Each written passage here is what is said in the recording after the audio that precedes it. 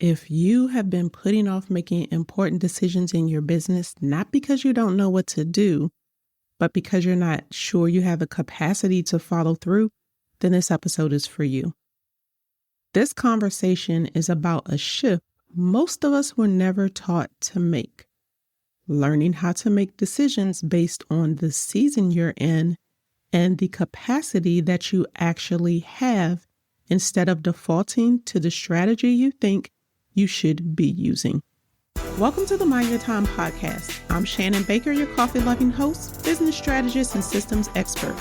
And I guide consultants towards systems that protect their time and elevate their expertise. So if you're ready to run a business that supports your life and not the other way around, you're in the right place. Each episode shares grounded strategies rooted in my Power in Motion framework to help you lead your client experience with clarity and confidence. So grab a cup of coffee or your favorite beverage and let's dive in. As the founder of your business, the decisions you make matter. And I'm not just talking about the big ones like your pricing or the services that you offer, but I'm talking about the quieter decisions that determine how your time, energy, and attention are spent every single day. And on paper, many of these decisions may look like they make sense because they align with your goals. They feel reasonable at the time, and because of that, you can explain exactly why right now is the best time to move forward. Yet, instead of feeling clear and really confident, you hesitate a bit. And this happens not because you're confused or because you don't know enough, but it happens because at some level, you recognize that following through on this decision is going to require more capacity than you actually have at the moment. And this usually happens when you've been meeting deadlines, you're showing up consistently for a long time, but you haven't paused to reassess how your business is really operating. Now, what's interesting about this moment is that nothing is on fire, nothing's broken, but nothing feels settled either. There's something that feels off. So despite giving it your all, clarity still feels like it's just out of your reach. Now, if that sounds familiar, I am glad you tuned in today because there is one core area that helps these moments start to make sense. Because decisions don't start with strategy. They start with your capacity. And that is why I am a firm believer in making decisions based on the season of your life and your business, not just the opportunity that's in front of you. Now, I know this can feel counterintuitive, especially if you're used to pushing through and solving problems as they come up, and you trust that you're going to figure it out once you're already working on it or in motion. And that happens because most of us were taught to look at the opportunity first, focus on the potential outcome. If it looks good, then go for it. But when your capacity is treated as an afterthought, even well-intentioned decisions can quietly make things harder to manage. And many business owners wait until they feel a clear capacity issue before they take a closer look at how their business is actually structured. By then, the business often looks successful from the outside because it is, but internally and behind the scenes, things are operating in a way that no longer supports the level of responsibility that's being carried by you, the business owner. Does that sound familiar? At that point, that's when capacity becomes the signal instead of the starting point. Systems and decisions that once worked, they start to break down. And even a small gap feels overwhelming because there is no space left for you to address it calmly or intentionally. And I often see this pattern among consultants and service providers with relationship-driven businesses. And it's because their work requires a high level of availability and many touch points with their clients. So they start to realize that something needs to change and they understand the logic behind it. But because of the way the business has been built and how much it depends on them personally, they don't know how to stop operating this way. And as a result, the decisions that they need to make either get delayed or they're only partially made. So from the outside, it looks like procrastination, hesitation, or inconsistency. But behind the scenes, more than likely, it's a mismatch between the decisions that are being made and the capacity that they actually have to support the decision. This is where capacity-aware decision-making begins. It starts by changing the order of the questions that you ask yourself. So instead of asking what the best decision is, you start with what you can realistically sustain right now. And this isn't about lowering your standards.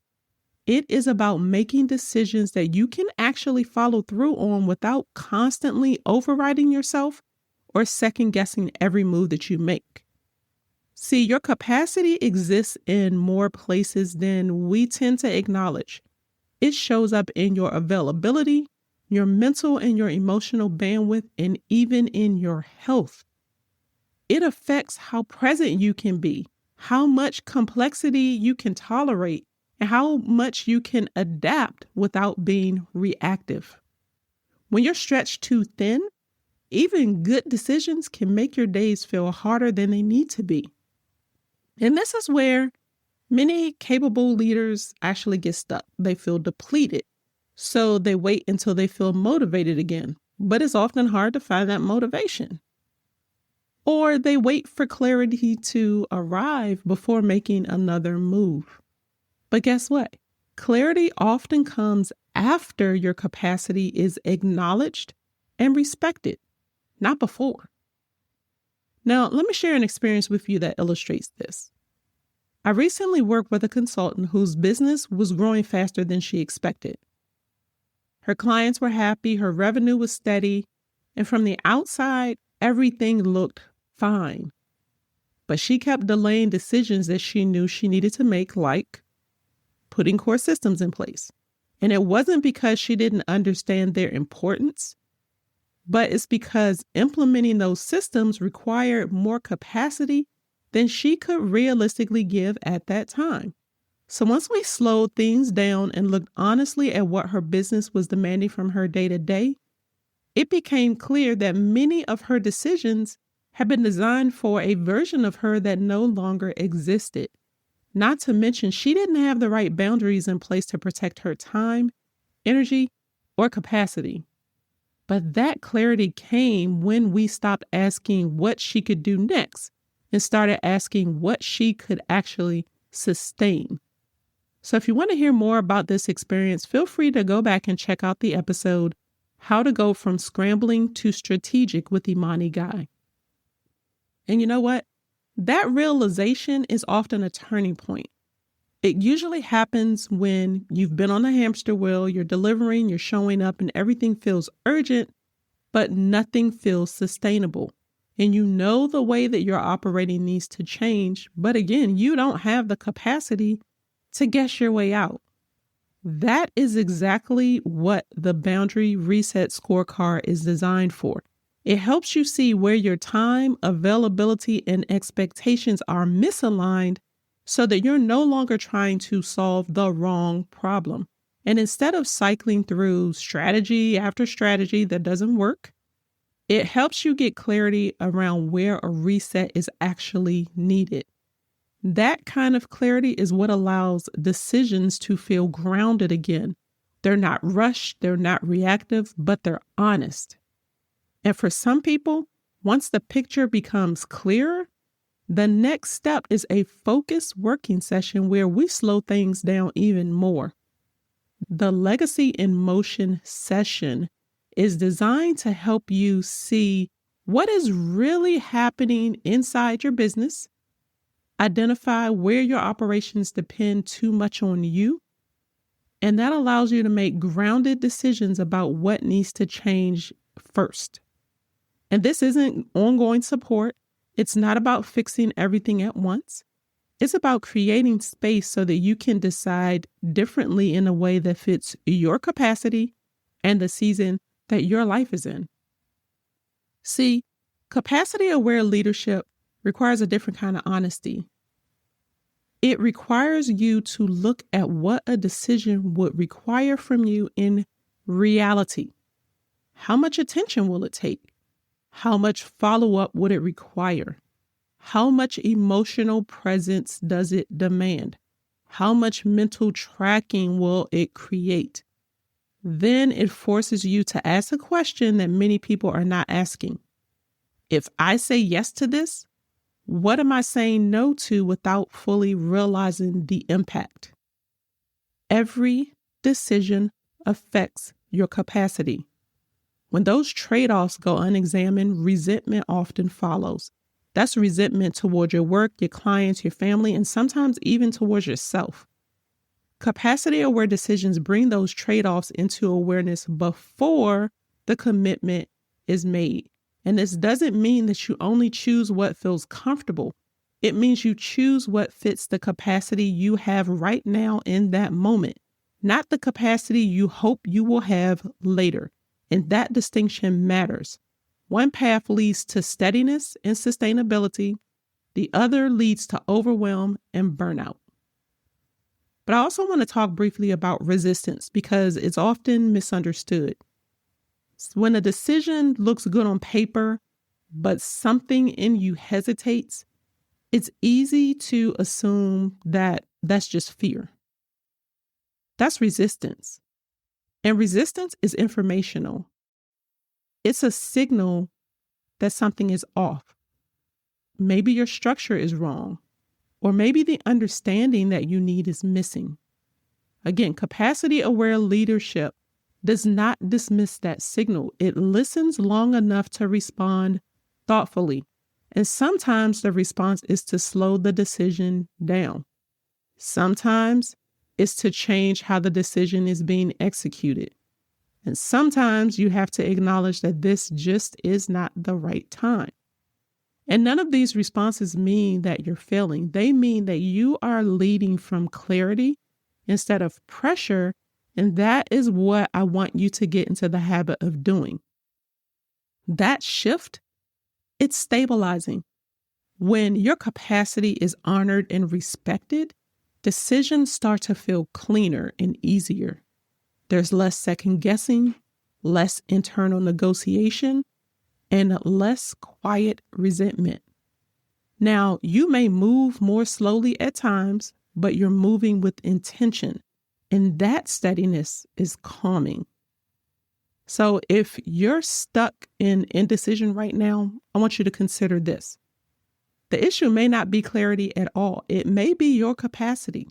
So before you start looking for a better strategy, and I say that in air quotes, pause long enough to assess what you can realistically take on, not what you should be able to manage or what you managed before, but what you can actually manage right now. To give you a taste of what I mean, here's a simple quick win challenge. Think about one decision that you've been putting off. Not the biggest one and not the most urgent one, just one that keeps coming back or lingers in the back of your mind and keeps you up at night. Ask yourself what this decision would require from you in reality. How much attention would it require? How much follow-up would it require? How much tracking and mental space would it require? Then ask yourself, if I say yes to this, what am I saying no to without fully understanding the impact?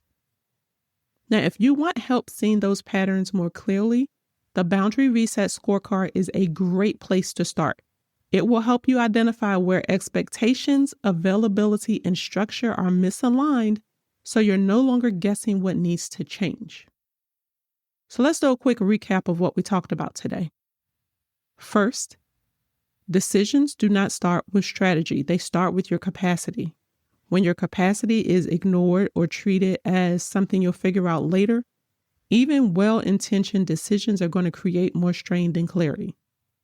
We also talked about the fact that growth itself is not the problem, but the challenge shows up when the structure of your business has not evolved to support that growth. When the way you're operating stays the same, the pressure lands back on you because your business depends on you. And we also talked about capacity-aware decision-making. That means changing the order of the questions that you ask yourself. Instead of leading with what makes the most sense on paper, you look at what you can realistically sustain in the current season of your life. That shift alone changes how decisions feel and how they will hold up over time. And finally, resistance is not always about fear. It can be informational. When you learn to listen to the signals, it helps you respond thoughtfully instead of just pushing through something that's not aligned or even supported. Now, if this episode helped you recognize that your business doesn't need more effort, but it needs clearer boundaries, more grounded decision-making, you're going to find links to everything that I mentioned in the show notes, including the Boundary Reset Scorecard and the case study episode that I talked about. The scorecard is a great place to start if you want to see where a reset is needed. And if you want support interpreting what that reset looks like for your business, the Legacy in Motion session is available as a focused working session that's designed to help you slow down and see what is really happening, and we can decide what needs to change first. But for now, let capacity lead and notice what shifts when you do that. Thank you for tuning in today. If this episode feels like a breath of fresh air, it's because you're already craving a business that supports your life, not one that steals your time. If you want help spotting what's quietly draining your time and energy, you can download the Back Office Power Checklist at theshannonbaker.com/checklist. And if this conversation resonated with you, make sure you're following the podcast on your favorite platform so you don't miss what's next. We'll keep breaking this down together, one intentional step at a time. So until next time, keep calm and streamline.